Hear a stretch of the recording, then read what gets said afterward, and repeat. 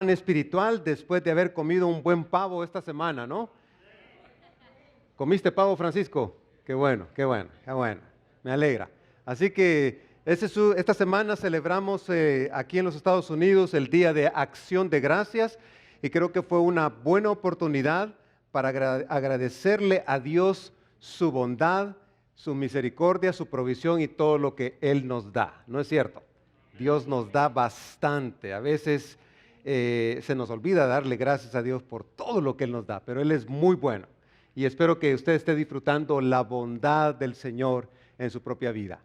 Bueno, si no vino el domingo pasado, este domingo quiero decirle que estamos en una serie de 3 semanas en un libro escondido, el libro de Miqueas, un libro que está en el Antiguo Testamento, en la primera parte de la Escritura. Es uno de los profetas menores.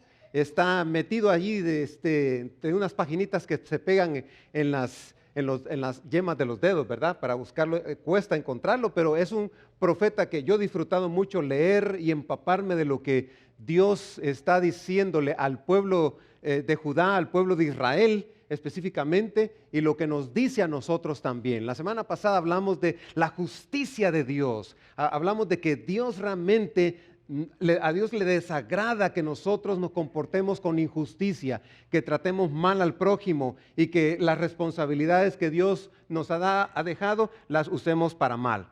Y realmente vimos eso del carácter de Dios, porque Dios es amoroso, es misericordioso, pero Dios también es justicia. Hoy vamos a navegar rápidamente, estamos volando en este libro y espero que usted pueda leerlo despacio en su casa, pero vamos a navegar en 3 capítulos del 3 al 5, que es el segundo mensaje que da el profeta Miqueas. Dicho sea de paso, Miqueas, ¿qué significa el nombre? Gracias, todos los que vinieron el domingo pasado, ¿verdad? Híjole, me esforcé para memorizarlo y ahora no se acuerdan. Miqueas significa ¿quién es como Jehová? O ¿quién como Jehová? ¿Quién como Jehová? No hay nadie como Él. El mismo nombre, Miqueas está diciendo, no hay nadie que se compare como Dios. No hay nadie que sea tan único como Dios. No hay ninguno que pueda ser semejante a Dios. Y el nombre del profeta ya es un mensaje para nosotros. ¿Quién como Jehová? ¿Quién como Dios? Nadie puede ser como Él. Y en los capítulos 3 al 5 vamos a ver realmente parte de ese carácter de Dios, pero en la primera parte, en el capítulo 3, vamos a ver que hay algunas noticias no muy buenas. Los líderes de Israel, los gobernantes de Israel estaban aprovechándose. Mire cómo comienza el capítulo 3, dice Miqueas aquí. Entonces dije, escuchen gobernantes de Jacob, autoridades del pueblo de Israel. ¿Acaso no les corresponde a ustedes conocer el derecho? Ustedes odian el bien y aman el mal. A mi pueblo le arrancan la piel del cuerpo y la carne de los huesos. Qué palabras más duras. Él está dándoles a los gobernantes de Israel, diciéndoles, exhortándoles y diciéndoles el mensaje de Dios. Pongan atención, escuchen con atención. Esto es lo que Dios dice contra ustedes, porque ustedes están aprovechándose de la gente, porque ustedes odian el bien y aman el mal. Continúa versículo 3, ustedes se devoran a mi pueblo, le arrancan la piel, le rompen los huesos, lo descuartizan como carne para la olla, como carne para el horno. Ya le pedirán auxilio al Señor, pero Él no les responderá, esconderá de ellos su rostro porque hicieron lo malo. Palabras bien fuertes, duras. Está comparando a los líderes de Israel como si fueran cazadores, ¿verdad? Y dice, y aquí hay una lista de cosas que ellos están haciendo. Tenían normas injustas para el pueblo. Se aprovechaban los gobernantes, no amaban al Señor para nada. Más bien dice que amaban el mal. Estaban absorbiendo el mal, queriendo hacer el mal a la gente. Dice que son comparados como con cazadores que matan y comen. ¿Ve esa descripción cuando un cazador va y mata y le quita la piel a su presa, la cocina? Eso es lo que ustedes están haciendo como gobernantes. Les dice, sus actos eran de injusticia, eran de robo, eran de soborno y opresión. Porque eso era lo que estaban haciendo. La semana pasada hablamos de cómo le quitaban a la gente pobre las tierras. Hablamos de cómo se aprovechaban de la gente pidiéndole cosas que realmente bajo la ley Dios les prohibía hacer. Y dice aquí que recibirán castigo, que aún ellos van a clamar a Dios y Dios no les va a escuchar. Llegará un momento en que Dios no les va a escuchar porque lo que ellos han hecho, la maldad, eso de amar el mal ha sido tan grave en el pueblo de Israel que han llevado al pueblo a la idolatría, han llevado al pueblo a alejarse de Dios, a desconocer totalmente a Dios, han llevado al pueblo para hacerse materialista. Ellos mismos se han aprovechado. Recuérdense, la semana pasada hablábamos y decíamos que algunas veces hasta pasaban pensando en sus camas cómo iban a robar al pueblo. Esto no se puede más. Y Miqueas le dice de parte de Dios, ustedes van a recibir su castigo, ustedes van a recibir el castigo que merecen por la forma en que ustedes se están comportando.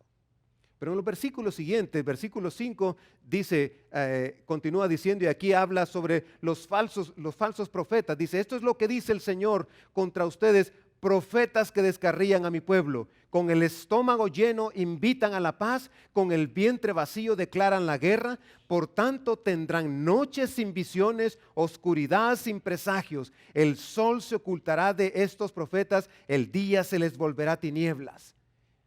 Ahora habla a los profetas de Israel, aquellos hombres de Dios, aquellos hombres que deberían decir el mensaje y la palabra de Dios, aquellos hombres que deberían declarar el mensaje, el consejo de Dios, se habían ido por mal camino también, aprovechándose materialmente. Y aquí hay una lista, puse una lista de cosas que estos falsos profetas hacían. En vez de actuar como pastores del pueblo de Israel, hicieron errar al pueblo.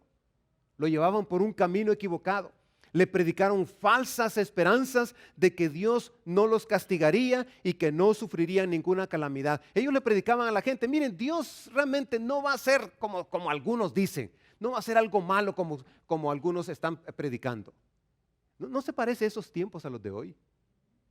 ¿No se parece esos tiempos a hoy en día en donde hay gobernantes que se aprovechan de la gente? Nuestros países de América Latina son países donde nosotros decimos, ¿cuánta corrupción hay, no? ¿No se parece estos tiempos también donde políticos se aprovechan de su posición política para robar, para aprovecharse, para tener ganancias propias? Pero no también es cierto que hoy en día hay líderes, pastores, líderes espirituales que se espera de ellos que prediquen la palabra y en vez de esto están aprovechándose. Dice aquí que le daban un mensaje de paz a la gente que solo si recibían dinero de parte de ellos. El sol se ocultará de ellos, les dijo el profeta Miqueas, el sol se va a ocultar de ustedes, que quiere decir ustedes van a ser castigados y no podrán profetizar más. El profeta dijo que sus palabras eran de juicio porque el Señor es justo al castigar a su pueblo del pacto. Yo les voy a castigar, dice Dios. Yo me voy a encargar de eso. Ustedes van a recibir el castigo por haber desorientado a mi pueblo, por haber llevado a mi pueblo por el mal camino, por estar queriendo recibir del pueblo ganancias, por quererse aprovechar del pueblo y no predicarles la verdad. Porque mis estimados hermanos, la verdad muchas veces es tan dura, tan dolorosa, que a veces no queremos decirla, que a veces preferimos callarla, que a veces preferimos no declarar las injusticias porque pensamos que a saber qué nos va a pasar a nosotros, porque tememos las consecuencias nosotros mismos, cuando Dios desea realmente que prediquemos la justicia, porque Él es un Dios justo. Que declaremos quién es Dios, porque Dios es un Dios justo, porque es un Dios que detesta la justicia. A Él no le gusta la injusticia, y menos que se aprovechen del pobre. Y menos en ese sentido para los líderes espirituales, que aquellos que han sido llamados a predicar el evangelio, a predicar el mensaje de Dios en este caso, se conviertan en personas que se aprovechan del mensaje de Dios. Y hoy tenemos en día cuánta gente que está aprovechándose. Oye, incluso tenemos algo que se llama la teología de la prosperidad, donde personas hacen promesas a la gente y le dice, si usted da esto a Dios, Dios le va a dar 10 veces más. Y justifican torciendo pasajes de la Escritura, tratando de convencer a la gente de que dé más y más y más y más. Dios habló mucho acerca del dinero. Dios habló mucho acerca de las cosas materiales, pero Dios lo puso siempre esto del dinero y de las cosas materiales como una prueba del corazón del hombre, porque el corazón del hombre tiene la tendencia a irse por lo material. Así que Dios está declarando a través de su profeta Miqueas aquí diciéndoles, los falsos profetas van a recibir su castigo. Pero también hay otro tercer grupo, en los versículos 9 al 12, habla de otro grupo que incluye a estos anteriores, pero también incluye a unos más. Dicen, escuchen esto ustedes, gobernantes del pueblo de Jacob, autoridades del reino de Israel que abominan la justicia y tuercen el derecho, que edifican a Sión con sangre y a Jerusalén con injusticia. Sus gobernantes juzgan por soborno, sus sacerdotes instruyen por paga y sus profetas predicen por dinero. Para colmo, se apoyan en el Señor diciendo, ¿no está el Señor entre nosotros? No vendrá sobre nosotros ningún mal. Por lo tanto, por culpa de ustedes, Sión, o sea, el pueblo de Dios, será como un campo arado. Jerusalén quedará en ruinas y el monte del templo se volverá un matorral. Dice, ustedes gobernantes, ustedes sacerdotes, ustedes profetas, ni los políticos, ni los líderes espirituales que eran los sacerdotes, ni los profetas que predicaban el mensaje de Dios, ninguno de ellos estaba haciendo su labor de declarar el mensaje de Dios al pueblo, de guiar al pueblo, de pastorear al pueblo. Y Dios le está diciendo fuertemente a estos tres grupos, ustedes van a recibir de Dios lo que se merecen. Porque abominaban el juicio y distorsionaban o pervertían todo el derecho, es decir, todo lo que es recto. También les dice, ustedes toman cohecho, era una violación al mandamiento que Dios había dejado en Deuteronomio 16, 19. Dios les había prohibido tomar cohecho, hacer esto. Y mira lo que dice Deuteronomio 16, 19, dice, no pervertirás la justicia ni actuarás con parcialidad, no aceptarás soborno, nosotros le decimos allá en Centroamérica, le decimos mordida, no aceptarás mordida, soborno, pues el soborno nubla los ojos del sabio y tuerce las palabras del justo. Hay un dicho que dice, en arcas abiertas hasta el justo peca, ¿verdad? Porque el dinero es tentación, lo material es tentación. Nos gusta el dinero muchas veces, nos atrae y vemos cómo conseguimos más y cómo conseguimos más. Y qué bueno sea que sea el dinero para dar más, pero muchas veces para guardarlo, para satisfacer nuestros propios deseos. Los líderes religiosos, los que se suponía que deberían estar a cargo de guiar al pueblo, de pastorear al pueblo, habían torcido completamente el consejo de Dios y se estaban aprovechando de la gente, ofreciéndoles paz que no iba a venir por la conducta de ellos, ofreciéndoles que Dios no iba a ser tan malo para castigarlos, que Dios no iba a tratar con ellos. Y ofreciéndoles una mentira, básicamente. Y no es cierto que hoy en día pasa eso también.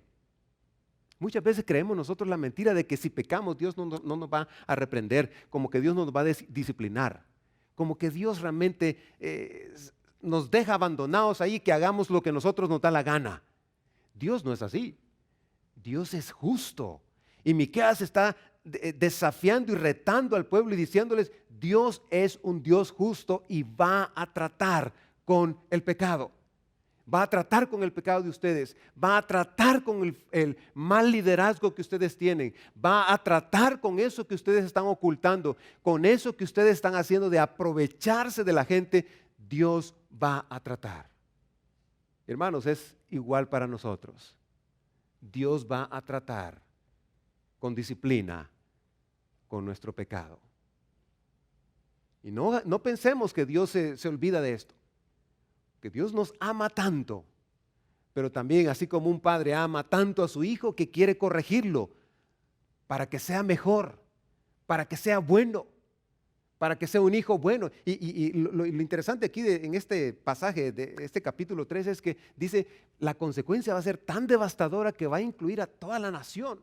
Jerusalén, que era el monte de Dios, Sión, que es el monte de Dios donde se suponía que el pueblo adoraba a Dios, donde se suponía que los sacerdotes iban a ejercer el ministerio sacerdotal de llevar al pueblo a consagrar y adorar a ese Dios que los había sacado de Egipto, que los había llevado a la tierra prometida, y ellos no estaban haciendo su responsabilidad, y aún eso iba a ser destruido.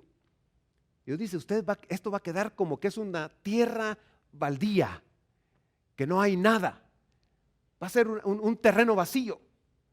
Así van a pagar las consecuencias.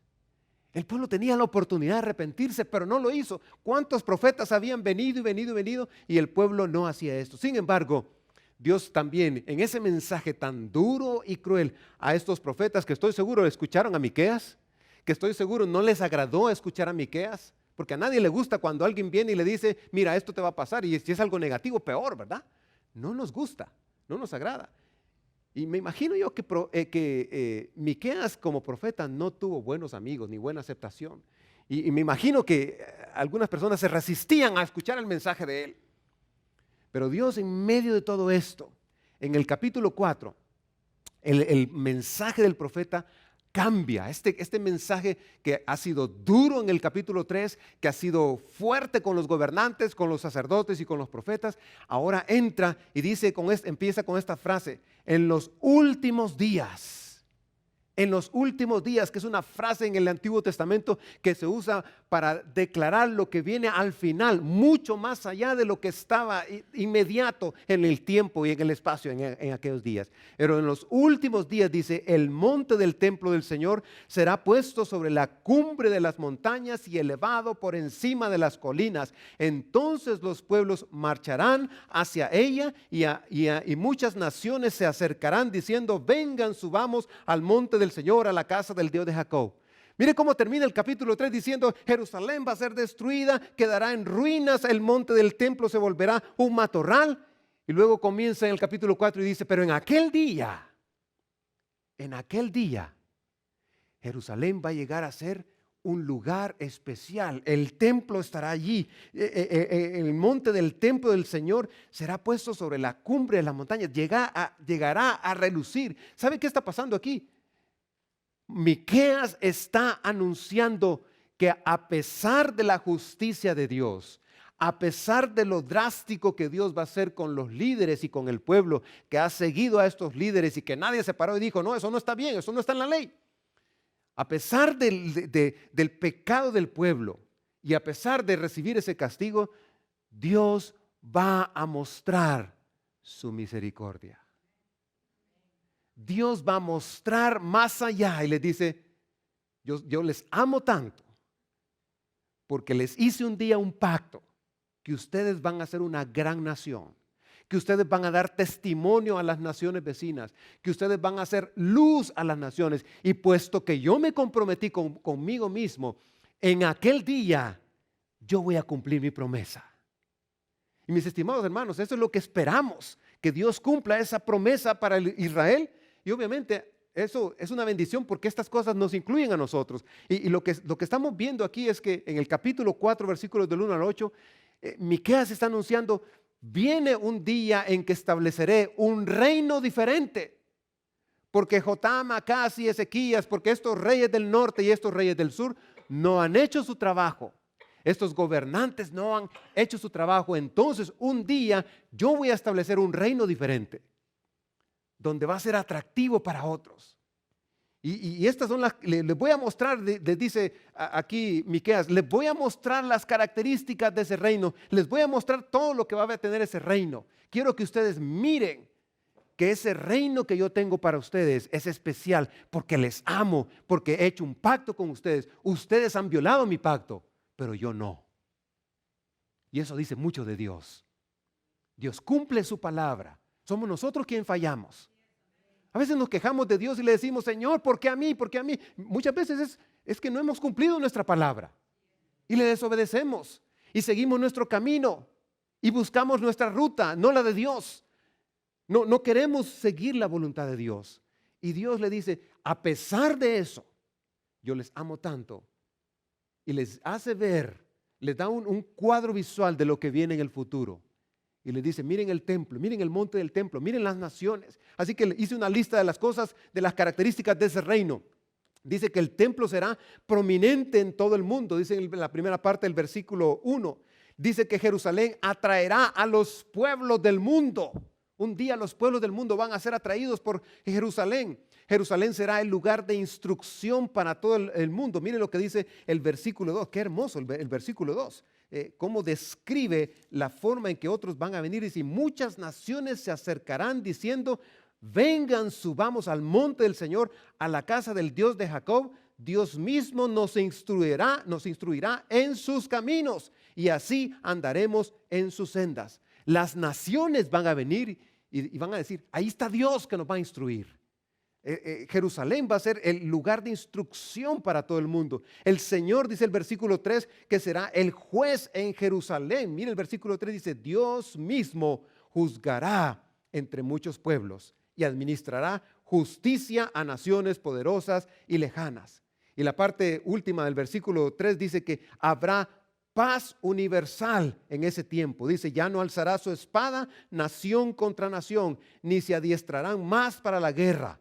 Ya no habrá guerra, habrá paz mundial. El hecho de que el rey, el Señor como rey, esté aquí en la tierra, reinando desde Jerusalén, va a atraer tanto y Él va a establecer la paz que un día Él prometió. ¿No le parece eso conocido, esta descripción de este capítulo 4? Como que está diciéndonos, llevándonos allá más adelante en el futuro. Eso no ha pasado todavía. No han venido las naciones a Jerusalén a aprender, a recibir instrucción del Señor. El Señor no ha estado en Jerusalén literalmente. La semana pasada mencioné que hoy día en el monte del templo lo que hay es un templo musulmán. Pero un día ese templo va a ser quitado y va a establecerse, reconstruirse el templo que un día Dios le dijo a Salomón que construyera. Qué hermoso, ¿no? O sea, hay promesa aquí. Dios está diciendo, yo tengo algo más. Continúa diciendo, Israel habitará seguro y en paz, dice en el versículo 4. Mire cómo dice acá, cada uno se sentará bajo su parra y su higuera y nadie perturbará su solaz. El Señor Todopoderoso lo ha dicho. Van a estar tan tranquilos, van a habitar seguros, van a tener paz ahí dentro de su propia nación. Ustedes van a estar tranquilos, cada uno va a habitar en su higuera, bajo su higuera. En ese tiempo que Miqueas está predicando, la gente está preocupada de que alguien va a venir del gobierno y les va a quitar su tierra, que alguien va a venir y les va a irrumpir, a quitar sus cultivos. Aquí dice, ya no habrá eso, ustedes van a estar seguros y en paz. Versículo 6, Israel será reunificado. Versículo 7, Israel se fortalecerá. Y el versículo 8 habla de que Jerusalén tendrá todo el dominio. Versículo 8, dice, y tú, torre del rebaño, colina fortificada de la ciudad de Sión, a ti volverá tu antiguo poderío, la soberanía de la ciudad de Jerusalén. Hay esperanza, dice Dios. Hay esperanza. Yo les amo tanto. Yo he hecho mi pacto y mi pacto se va a cumplir porque yo lo he dicho. Hermano, ¿cuánta confianza tiene usted en lo que Dios dice en su palabra? ¿Cree usted con certeza lo que Dios dice en su palabra? Cuando usted lee, va por las páginas de las Escrituras, ¿realmente cree lo que está leyendo? Ojalá que sí. Ojalá que creamos, porque déjeme decirle una cosa, Dios sí va a cumplir lo que ha dicho en la Escritura. Hay mucho que falta. Nosotros en esta generación que vivimos, en este siglo que vivimos, tenemos el privilegio de tener las Escrituras, número uno, en nuestro idioma, con una traducción que es bastante fiel al original. Tenemos ese privilegio de poder leer las Escrituras en nuestro idioma y tenemos el privilegio en esta generación de ver y tener el cuadro de lo que viene hacia el futuro, hacia dentro de 10 años, 20 años y quién sabe cuántos años más. Yo creo que aquí lo que Miqueas está diciéndole es, mire, va a haber un reino literal en donde yo voy a establecer algo diferente, algo que ustedes no han experimentado. Porque yo le he prometido, yo he dicho que Israel va a ser testimonio a las naciones y lo va a hacer un día.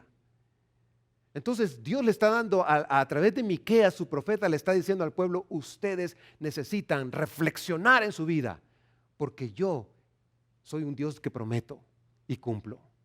Ese es nuestro Dios, hermanos. Ese es nuestro Dios. Pero versículos 9 en adelante les dice: hay algo que va a pasar antes de ese reino. Hay algunas cosas que ustedes tienen que recordar.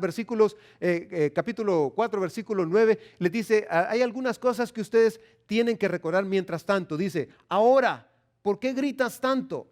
¿Acaso no tienes rey? ¿Por qué te han venido dolores de parto? ¿Murió acaso tu consejero? Retuércete y puja, hija de Sión, como mujer a punto de dar a luz, porque ahora vas a salir de tu ciudad y tendrás que vivir a campo abierto. Irás a Babilonia, pero de allí serás rescatada. El Señor te librará del poder de tus enemigos. Mire cómo mete la justicia de Dios, pero dice: pero Dios te ama tanto que te ha prometido que te va a rescatar, y te va a rescatar de ahí.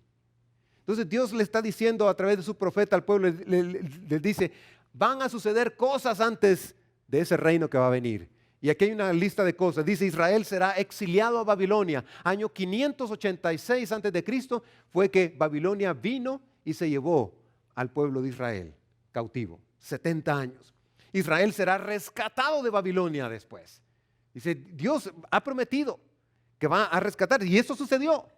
Por eso tenemos un libro que se llama el libro de Nehemías, que nos habla de cuando el pueblo viene para reconstruir los muros de la ciudad de Jerusalén. Eso ha pasado después del cautiverio en Babilonia. Entonces Dios cumplió esa palabra. Las naciones se van a aliar contra Israel y el gobernante de Israel será humillado. Mire cómo termina el capítulo 4. Dice: levántate, hija de Sión, ponte a trillar, yo haré de hierro tus cuernos y de bronce tus pezuñas, para que conviertas en polvo a muchos pueblos y consagres al Señor sus ganancias, sus riquezas al Señor de toda la tierra. Y el versículo 1 del capítulo 5 dice: reagrupa tus tropas, ciudad guerrera, porque nos asedian. Con vara golpearán en la mejilla al gobernante de Israel. Que muchos creen que fue el rey Sedequías, que fue golpeado, torturado. Algo va a pasar antes de que se establezca ese reino. Y para un profeta era difícil entender. Igual como Juan, el apóstol Juan, que escribió el Apocalipsis, hay muchas cosas que él escribe y él no tiene idea de lo que está pasando. Es difícil creer porque están viendo hacia el futuro. Este profeta está viendo hacia el futuro cercano, pero también está viendo hacia el futuro lejano. Pero les dice: puesto que ustedes han dejado al Dios vivo y verdadero, al Dios de su pacto, al Dios que hizo un pacto con ustedes, entonces ustedes van a experimentar el cautiverio en Babilonia. Y esa fue la cosa más terrible que le pudo haber pasado al pueblo de Dios, al pueblo de Israel. Pero dice Dios en su misericordia, en su bondad: pero yo los rescataré. Yo los rescataré. Así que Dios es un Dios que es justicia, pero también es misericordia. En el capítulo 5, versículo 1 dice: ese rey va a ser maltratado. Y luego cambia, hace un giro tremendo. Y en el capítulo 5, versículo 2, dice estas palabras que estoy seguro ustedes conocen. Dice el profeta aquí: pero de ti, Belén Efrata, pequeña entre los clanes de Judá, saldrá el que gobernará a Israel. Sus orígenes se remontan hasta la antigüedad, hasta tiempos inmemorables. ¿Ha escuchado ese versículo usted? Hemos escuchado tantas veces este versículo. Este es el contexto real de lo que estaba pasando. En medio de esa turbulencia, en medio de ese pecado del pueblo, en medio de ese anuncio de la disciplina de Dios, el profeta, inspirado por Dios, le habla y le dice: mira, de Belén, esa pequeña aldea, insignificante. Nadie piensa que puede haber algo importante allí. De esa aldea insignificante, de ahí voy a levantar al gobernante de mi pueblo, al que será rey de mi pueblo, al que será el pastor de mi pueblo. ¿Qué dijo en los primeros versículos? Dijo, habrá un reino diferente, habrá un reino de paz, habrá un reino donde Jerusalén tendrá preeminencia, donde los pueblos van a venir a instruirse. Pero ahora les dice, hay un gobernante en ese reino. Y ustedes saben quién es, hermanos. Hoy tenemos luces, hoy tenemos regalos, hoy hablamos de Navidad. Casi se nos está prohibiendo decir Merry Christmas o Navidad, Feliz Navidad. Estamos en una turbulencia de conceptos, cuando aquí la Escritura nos está diciendo, ese rey va a venir, ese rey nació, va a nacer en Belén. Es Jesús, es el Mesías, es el príncipe de paz. Ese es el príncipe de paz. Así que el gobernante será originario de Belén, Efrata, situada aproximadamente a 8 kilómetros de Jerusalén. Cuando fuimos a Israel, está tan cerca Belén. Hoy en día, Belén, los judíos para entrar a Belén, bueno, quiero decir esto, corregir esto, los judíos no necesariamente pueden entrar a Belén. Me recuerdo cuando entramos a la ciudad de Belén, había un rótulo rojo con letras blancas que decía, se prohíbe entrar a judíos en este territorio, porque está en manos de los palestinos. Ahí ya no, entra usted a Belén y ya no se habla hebreo, se habla árabe. Y toda la gente que está ahí, aunque pareciera como si fueran judíos, son árabes, son de origen palestino. Y es otro contexto, es diferente, es un pequeño pueblecito, está cerquita de Jerusalén, 8 kilómetros. Pero dice, de allí va a nacer el Mesías. David nació en esa ciudad, así como también su más importante descendiente que fue Jesucristo. Así que Miqueas está diciendo que el Mesías gobernador que libraría a su pueblo nacería en una ciudad insignificante y pequeña. El cumplimiento de Miqueas 5:2 significa que es un ser, ese gobernante es un ser eterno y que reinará sobre la casa de Israel. Asimismo, su muerte hace posible la restauración espiritual de toda la humanidad. Hay unas versiones, creo que la versión Reina Valera no usa la palabra, la última palabra, se me escapó aquí. De tiempos inmemorables, creo que usa la palabra eternos. Porque está hablando de que ese Mesías, ese gobernante de Israel, ya existe. ¿Qué dijo Juan, el apóstol Juan en Juan 1:1? Dice, en el principio era el verbo, y el verbo estaba con Dios, y el verbo era Dios. Pablo le dijo a los colosenses en Colosenses 1:15, les dijo, Él es el creador, Él es preeminente, Él es el primogénito de toda creación, por Él fuimos creados. Y Miqueas está diciendo, de esa pequeña aldea va a nacer, se va a humanar alguien que ya es eterno, que ya existe. ¿No es eso maravilloso, hermanos? Me emociona esto y me hace pensar ahora que celebramos esto, debemos rescatar, hermanos, la razón por la que celebramos lo que celebramos en esta Navidad. Debemos rescatar eso porque estamos tan afanados por los tamales que me salgan bien. Estamos tan afanados por las luces y que el árbol sea bien alto.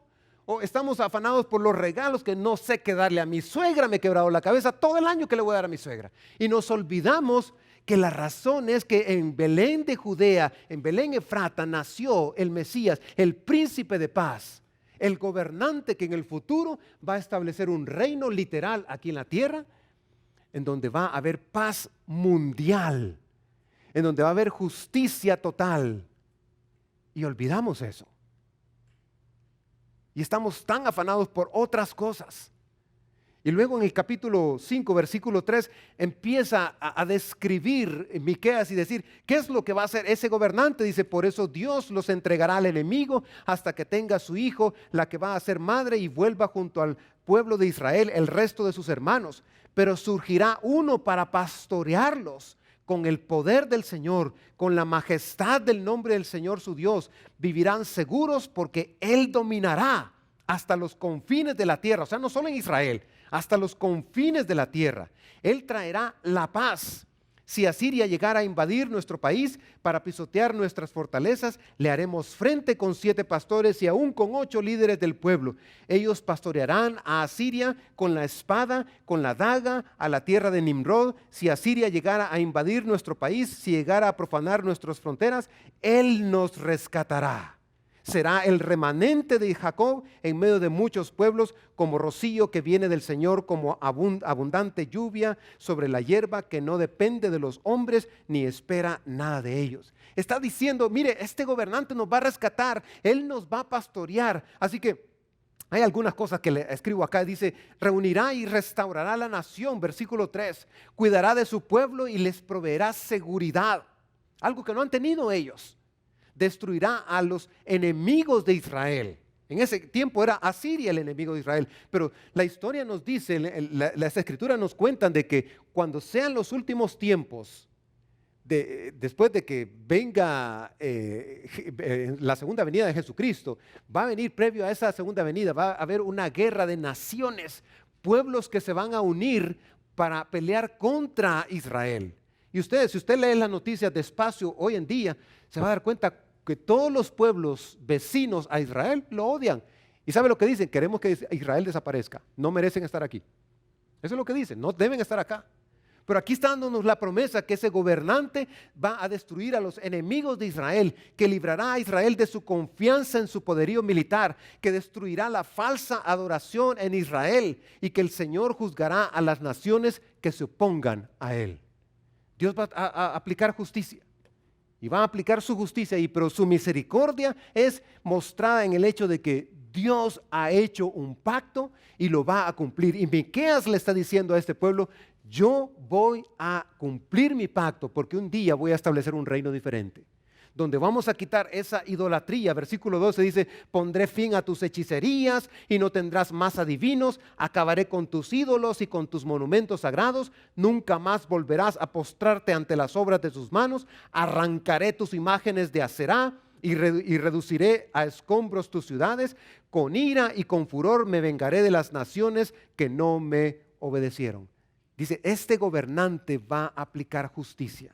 Este gobernante va a volver lo que un día fue el propósito de Dios cuando estableció a su pueblo, que sea un pueblo que le adore, que sea un pueblo que proclame su nombre, que sean sacerdotes. Y lo que Dios, el apóstol Pedro nos dice que Dios ha hecho de nosotros como iglesia es que ahora somos sacerdotes de Él, real sacerdocio, nación santa, pueblo adquirido por Dios. ¿Para qué? Para anunciar las virtudes de aquel que nos rescató de las tinieblas a su luz admirable. A nosotros también hay una responsabilidad para nosotros, hermanos, de ser la luz en las tinieblas que este mundo vive, para declarar nosotros que hay un Dios que tiene virtudes, que es un Dios justo y que va a encargarse del pecado, de castigar el pecado, de reprender el pecado, pero también que es un Dios de misericordia y que todavía, como dice el apóstol Pedro, tarda porque no quiere que ninguno se pierda, sino que todos vengan al arrepentimiento y le obedezcan y le sigan. Entonces ese Dios de misericordia y ese Dios de justicia, que esa balanza que no sé cómo se mueve Dios ahí con esa balanza, que quiere aplicar la justicia y va a aplicar la justicia, pero también su misericordia es tan grande y que a veces nos pasa por el tiempo de la humillación para luego restaurarnos. Y este es un mensaje en donde Dios está diciendo, hay tiempo de humillación, pero también hay tiempo de restauración. Hay un tiempo donde pasamos por momentos donde tenemos que ser humillados, pues ya sea por nuestro pecado, ya sea por nuestra mala conducta, ya sea porque nos alejamos de Dios. Pero ahí existe la promesa de que también Dios restaura. Dios restaura. Dios restaura. Porque Él es fiel a su pacto. Porque Él nos ama. Porque Él ha prometido no a nadie más que a Él mismo. Él se comprometió Él mismo. Porque Él es un Dios de carácter que tiene promesas, que cumple sus promesas. Así que hermanos, ese es el Dios del que hablamos. Ese es el Dios de que Miqueas predica. Ese es el Dios que anunciamos. Ese es el Dios que hoy en esta época navideña debemos celebrar. porque para nosotros hay esperanza. Va a venir ese reino que no solamente ahora, gracias a Dios, a su plan, no solo va a incluir a Israel, sino que nosotros vamos a recibir esa bendición también. Vamos a ser recipientes de esa bendición, vamos a alcanzar esa bendición también. Nosotros como iglesia, pero nos toca a nosotros anunciar a ese Dios, proclamar a ese Dios. Así que, ¿cuál es nuestra respuesta en todo esto? Yo diría, humillación y restauración es lo que vemos en este libro. Así que Dios muchas veces permite la humillación, pero luego nos restaura, porque Él quiere que aprendamos a ser humildes y sumisos. Algo que nos cuesta a los seres humanos, ¿verdad? Tenemos un orgullo muy grande.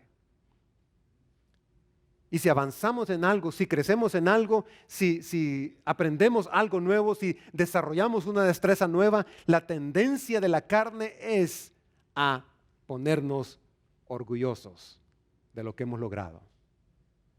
Y Dios siempre quiere que nosotros nos vistamos de humildad y de sumisión. Muchas veces, quizás usted está pasando ahorita por un tiempo de humillación. Quizás usted está pasando ahorita sufriendo un momento difícil en su vida, una crisis en su vida. Puede ser producto de su pecado, puede ser producto de algo más. Pero déjeme decirle una cosa, ese Dios que nos pasa por los momentos difíciles o que permite esos momentos difíciles donde somos humillados, ese es el mismo Dios que restaura nuestra vida, que levanta nuestra cabeza.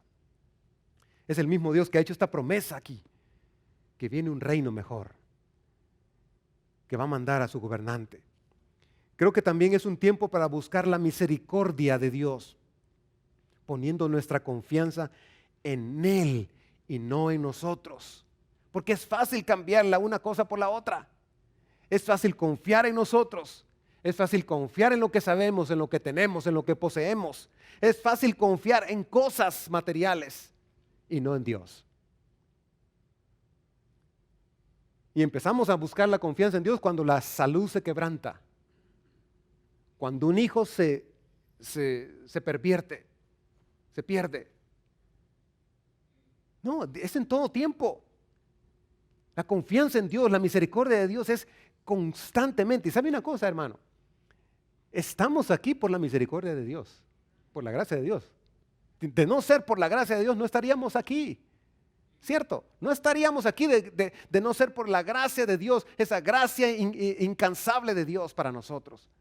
Y por último, creo que si Dios cumple sus promesas, ¿por qué no hacer yo lo mismo también? Él es fiel, entonces yo debo ser fiel.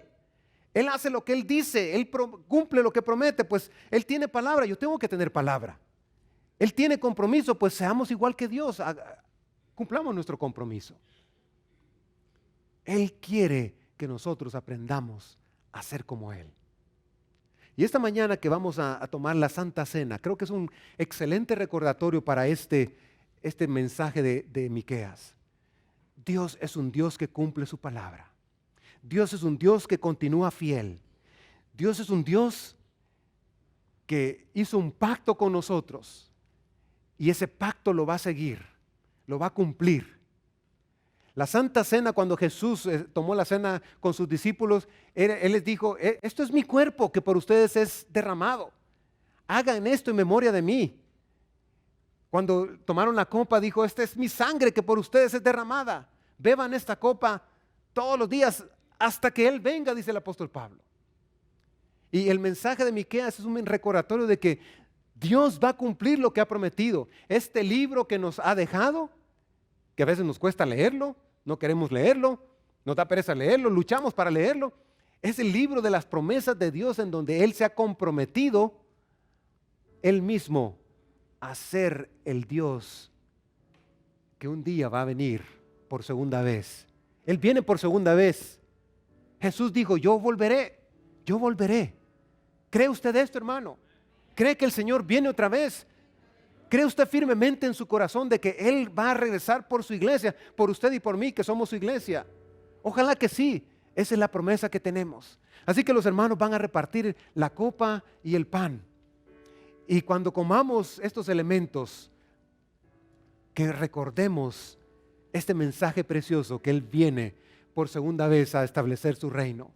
Hay dos copas, una abajo tiene el pan y arriba tiene el jugo de uvas.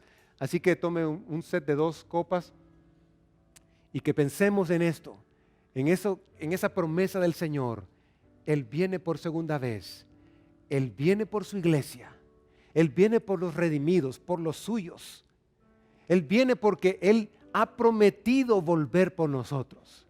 Él no nos ha abandonado, no nos ha dejado a la deriva y nos ha abandonado haciendo que nosotros hagamos nuestra voluntad o que confiemos en nosotros mismos. Él quiere que confiemos en Él. Él quiere que nuestra esperanza esté en ese Rey de Reyes y Señor de Señores. Él quiere que su justicia sea aplicada y que nosotros seamos esos embajadores de esa justicia de Dios. Pero también quiere que seamos embajadores de esa misericordia de Dios, de ese amor incambiable de Dios, de ese amor inagotable de Dios. Ese amor que Él tiene para usted y para mí es inagotable, es incansable. Él tiene para darlo a nosotros. Así que meditemos en eso mientras usted recibe el pan y la copa, y luego lo tomaremos en actitud de reverencia y cantaremos al Señor un canto para celebrar este momento, la victoria del Señor en la cruz del Calvario, sobre la tumba, y su resurrección al tercer día, pero también la esperanza que tenemos de que Él vendrá otra vez.